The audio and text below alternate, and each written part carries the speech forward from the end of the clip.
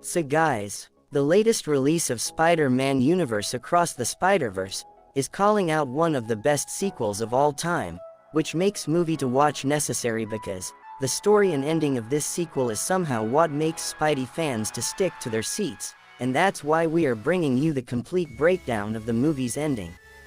So let's start the ending but not the end. Whereas Miles is at the end of movie. At the end of the movie, Across the Spider-Verse's big cliffhanger comes in the form of the Prowler, who makes a shocking return, but in a different universe. After arriving in the wrong universe, here Miles finds out that Aaron Davis is alive, but despite following along and posing as this Aaron's nephew, Aaron understands that Miles is a different person. Aaron captures Miles and ties him up, so he can meet his multiversal counterpart, which is a quite big shock. Actually, this universe, Miles' variant, was never got bitten by a radioactive spider, and we know why was that happened, and thus he never became Spider-Man. Afterwards, this version of Miles seemingly got corrupted by his uncle and became the Prowler. The original Miles Morales is too shocked and confused to react in time, when Aaron Davis knocks him out after arriving in Earth 42. Still affected by the blow, Miles is too weak to break free from the ropes that tie him to a punching bag, and he doesn't risk getting hit by the Prowler's gauntlets when he meets him. But despite the shock of seeing his other self in the Prowler's attire, Miles gets ready to shoot an electric blast from his fingers right at the end of Across the Spider-Verse. Although Across the Spider-Verse doesn't have post-credits scenes, it's clear that Miles' next fight will be against his evil self and Aaron Davis. But now you guys are thinking, how did he get there, and how this universe, Miles become Prowler? Let's find out. We all see in the Across the Spider-Verse teaser that Miles is fighting Spider Society, and that's what happened. Miles single-handedly fights hundreds of Spider people, while escaping the Spider Society, and uses their technology to exit 2099's universe. However, he didn't realize that the machine he uses to escape identifies the DNA of the radioactive spider that bit him, and the spider that bit Miles came from Earth 42 instead of Miles' home universe, Earth 1610. Therefore, Miles is sent to a universe that seems very similar to his own, but with a few major changes. In this reality, Miles' father died instead of his uncle, his mother is struggling financially, and his multiversal counterpart has become a criminal named Prowler. In this universe, how exactly Miles became the Prowler is yet to be revealed, but Jefferson Davis's death seems to have been the main catalyst.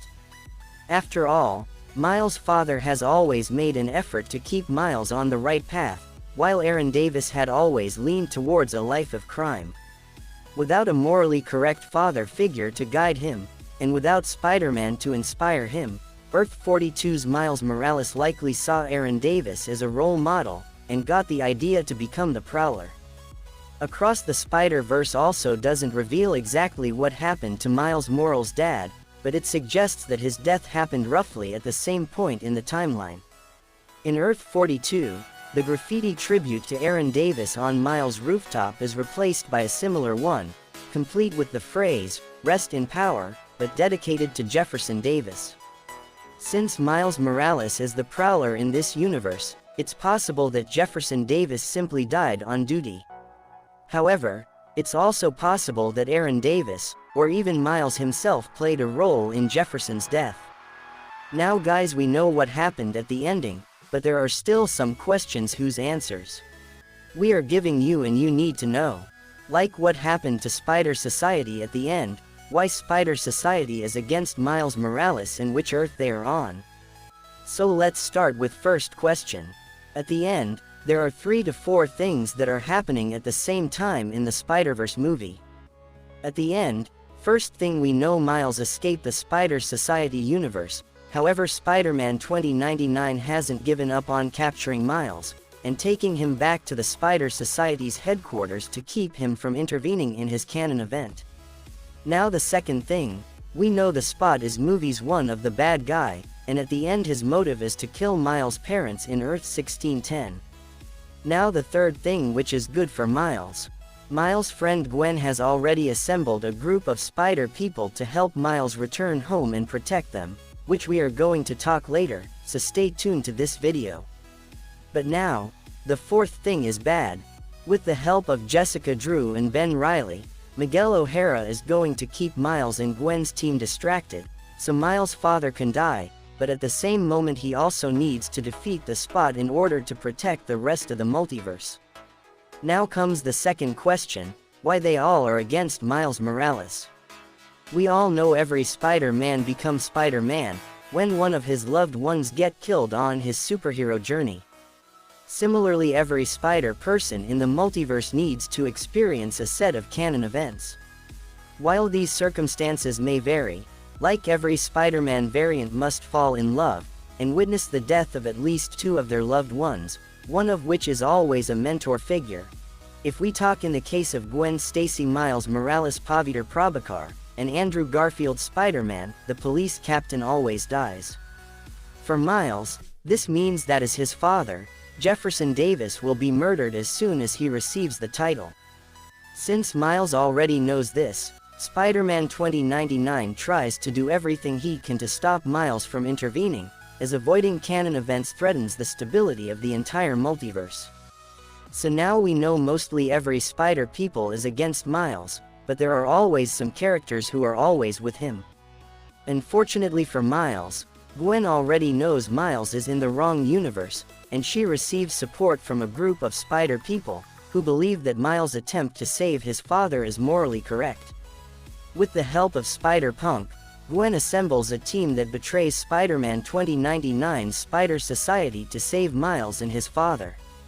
Right before Spider-Man Beyond the Spider-Verse, Gwen's team is ready to retrieve Miles from Earth 42, and fend off the Spot as soon as he arrives. But who is in this new team, because the old Spidey team Into the Spider-Verse got scattered? Spider-Punk's rebellious nature makes him the first Spider-Man to defect from the Spider Society. Despite Penny Parker's refusal to help Miles at the Spider Society's headquarters, she also shows up at the end of Across the Spider-Verse to help Gwen locate Miles. And due to Miles' short but friendly interactions with other Spider-People, Gwen receives help from a couple of old friends and recently introduced characters.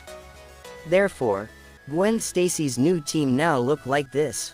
In this new team, there are Peter B. Parker, Spider-Punk, Penny Parker, Spider-Man Noir, Spider-Ham, Peter Prabhakar, and Spider-Bite. Now the question arises, how will they find Miles? Before the end, Spider-Man 2099 feels disappointed in Gwen for letting Miles Morales know about the Spider Society's goals, and for letting the Spot wreak havoc, so he casts her out after Miles escapes to Earth 42.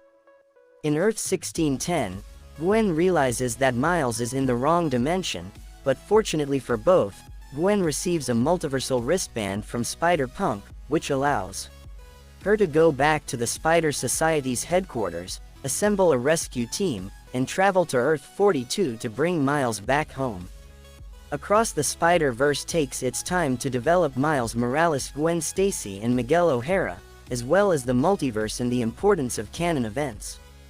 While it delivers a satisfying reconciliation between Gwen and her father, Spider-Man Across the Spider-Verse leaves all other narrative threads open, so that the sequel has enough time to pay them off. Still, Spider-Man Across the Spider-Verse's main theme is clear, that fate is already written, but everyone has the opportunity to challenge it. Whether trying to escape one's fate is the right decision is a different matter. Spider-Man Across the Spider-Verse does not include a post-credits scene, but it does have a text card at the mid-credits point. The text card acts as setup for the third movie in the series, Spider-Man Beyond the Spider-Verse, and confirms Miles Morales' story continues after Across the Spider-Verse. Though it's not a full post-credits scene, there is some sequel setup during the Spider-Man Across the Spider-Verse credits. Also, Across the Spider-Verse's cliffhanger ending makes the next sequence of events rather clear. Miles will likely fight with Earth 42's Aaron Davis and the Prowler, while Gwen's team arrive to rescue him. Then, Gwen's team and Miles will likely face Spider-Man 2099's team, and both groups will have to deal with the Spot, who's about to kill Miles' parents. Of course, The outcome of these fights will only be known when Beyond the Spider-Verse releases. So guys, that's it for today, because I think it's enough for an ending explanation. What are your thoughts on Across the Spider-Verse movie and its ending? Just tell me in comments. And if you like this video, please like, and also don't forget to subscribe for more amazing videos. Thank you guys for stay till the end. You will listen as soon.